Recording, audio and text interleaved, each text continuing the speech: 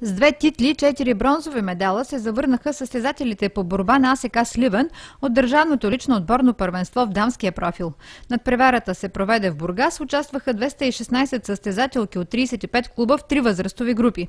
Сливен се включи в разпределението на отличията при момичетата и при кадетките. В най-малката група победителки станаха Кремена Петрова в категория до 44 кг и Рая Николова в категория плюс 62 кг.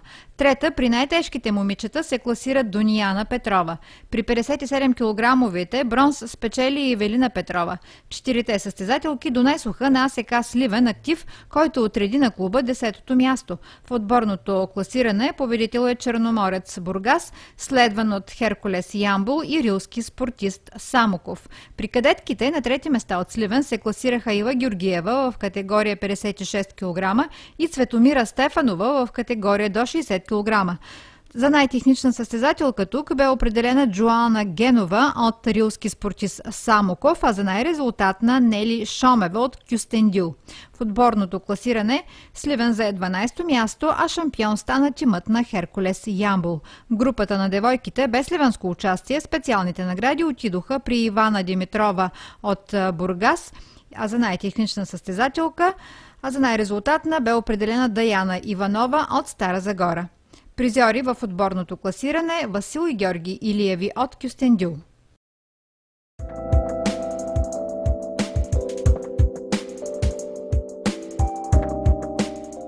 Две първи и едно трето място заеха отборите на спортен клуб Ставен на държавния шампионат по самбо за 3 възрастови групи. Проявата се проведе в столицата и събра в спор за комплексните титли най-малките състезатели. Сливенският клуб се поздрави с отборната победа в групата на подрастващите. За титлата допринесоха първите места на Цветомир Николов в категория до 38 кг и Джордан Тодоров пред 48 кг. Сливенски състезатели се класираха и на 3 втори и 2 трети места в категориите си. При момичетата отборната титла също бе за Ставен, като тук индивидуални победителки станаха Натали Сосерова 44 кг, Бетина Темелкова 48, Веселина Николова 56. Към актива се прибавят и по 3 втори и 3 трети позиции в отделните категории. В отборното подреждане момчетата на Сливенския клуб заеха третото място. Победител сред конкурентите си при 66 кг стана Велиян Велев. Съотборниците му спечелиха още 1 второ и 4 трети места.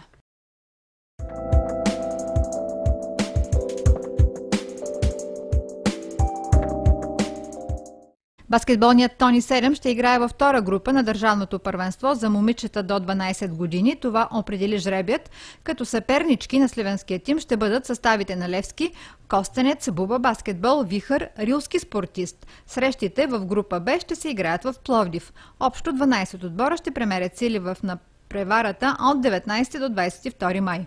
Груповата фаза ще се играе в рамките на 2 дни и половина, в които всеки отбор ще изиграе 5 мача срещу съперниците си в групата. В първия поток ще се играят срещи в Асеновград, а там са тимовете на Миньор, на Трявна, Асеновец, Геомилев, Раднево, Монтана и Шампион. Победителят ще бъде излъчен в Асеновград.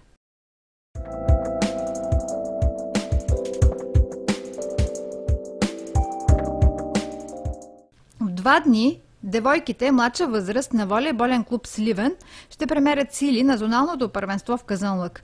Проявата е част от спортния календар на Българската федерация по волейбол и има за цел популяризиране на волейболната игра сред подрастващите и за излъчване на републикански шампион във възрастовата група.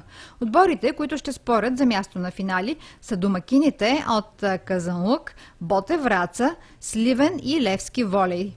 Според жребия в първи мач от програмата, девойките на Сливен имат за съперник тима на Ботев. Утре ще играят съставите на Левски и Казанлък. Напред продължава само първият отбор от зоната.